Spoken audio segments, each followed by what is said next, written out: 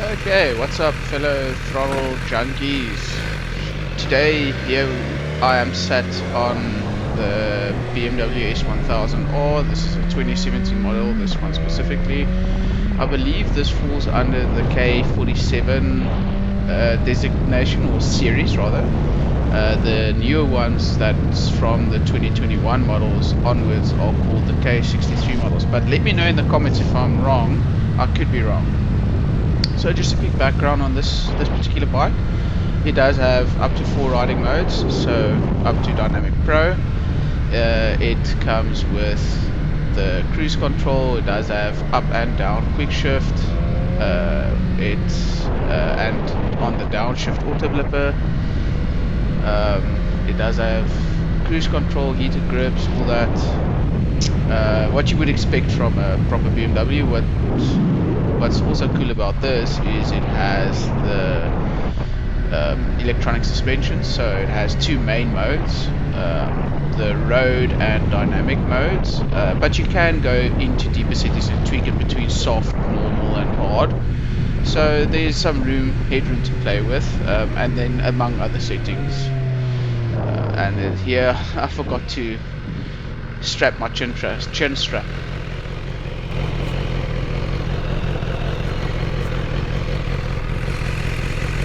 So, I forgot to strap my bloody helmet, but that's all good.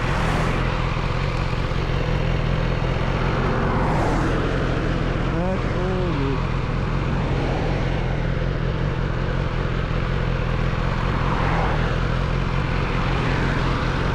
Just in case you didn't know, I am having to voice over this. The wind was just the wind noise from the other recording was just complete garbage, so I ended up having to scrap that completely. Yeah, but here shortly we're gonna take the bike a bit through its paces, but take it really easy. Also considering that the bike was still cold at this point, so I always like to just take it easy until the bike has had enough time to not only heat up coolant but also world temperatures. So yeah, let's skip over a bit. So yeah, let's give her a little bit, see how she handles. I must say at this point I was quite surprised with the I would call it relatively aggressive pickup above like around 8-ish thousand RPM. It just really picks up quite aggressively compared to what I'm used to, and bear in mind I'm used to a max rev range of what, like 9,500 RPM, something like that, 10,000 RPM maybe. This does go up to, I believe, 12,000 RPM. I could be wrong, but you can help me out in the comments if I am wrong.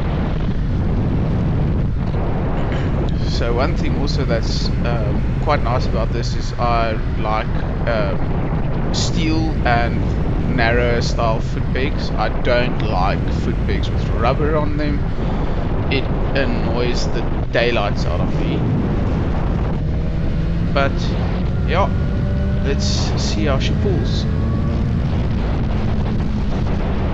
Traffic is a nightmare. Absolute nightmare.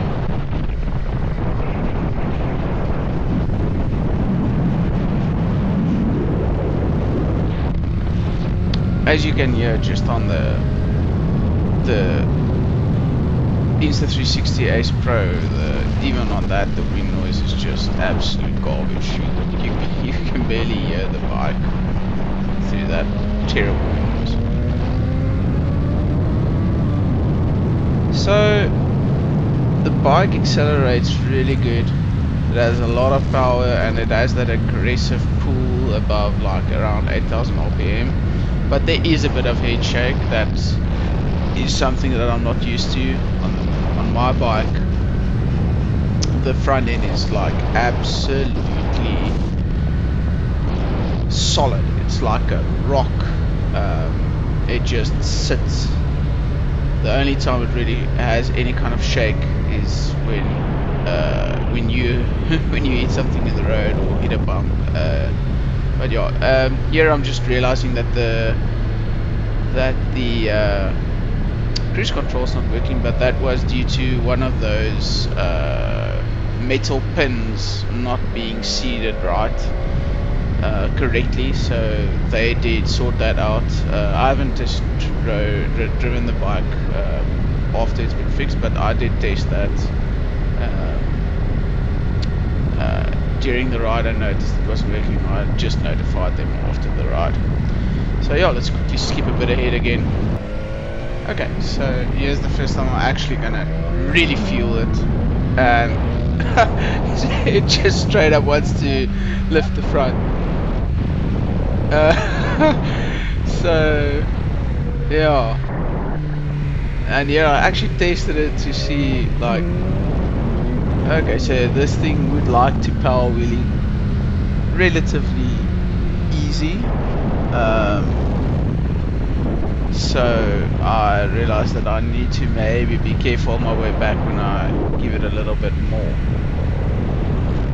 But overall, oh, one thing, this has a wunderlicht seat that is really soft. I'm not used to soft seats at all. I mean, I used to race off-road and motocross on a motorcycle, and those seats are, most of them are even harder than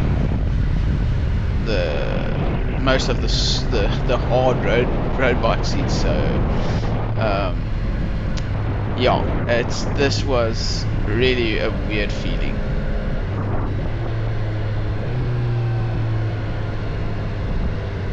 So yeah, we're gonna do a quick pull again.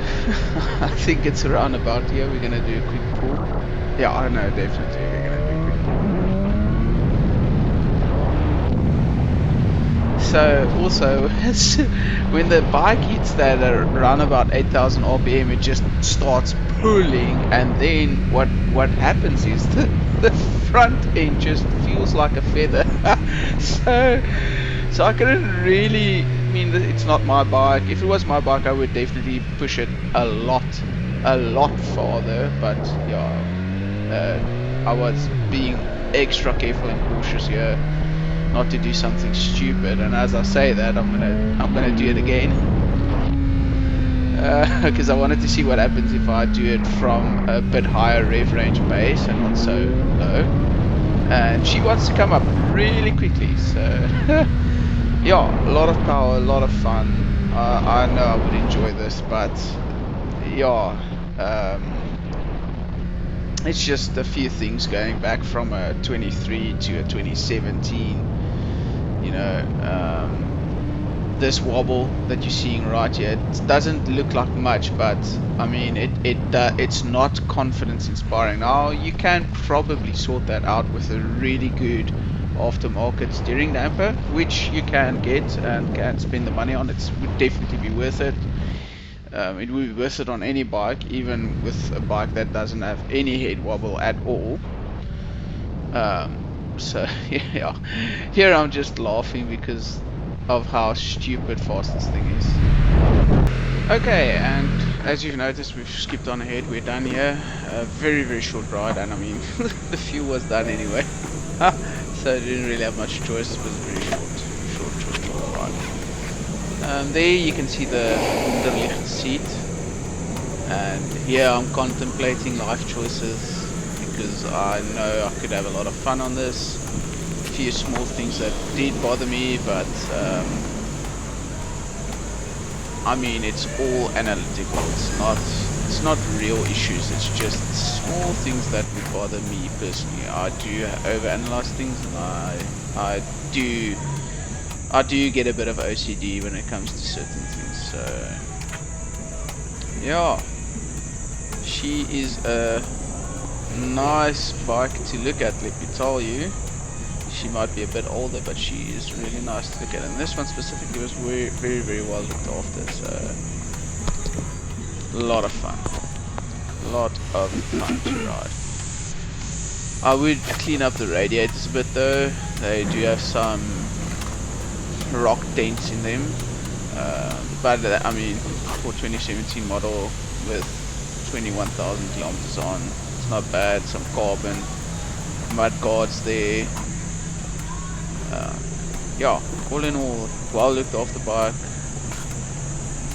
A real looker.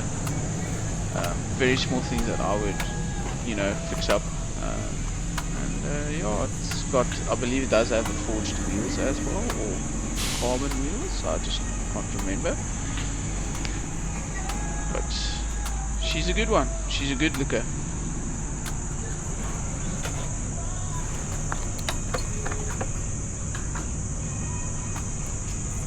Oh no, why did you break it?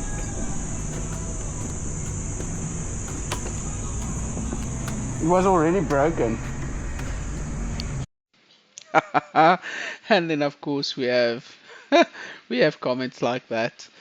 Anyway, guys, let me know what you think. Let me know your thoughts on what you think. Do you think the 2023 F900R K87 is a superior bike to the K47 S1000R?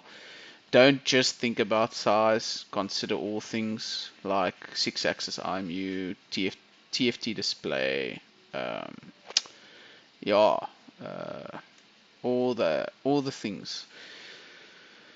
I'd love to know what you guys think. I'll see you guys again. Keep safe and enjoy to the max.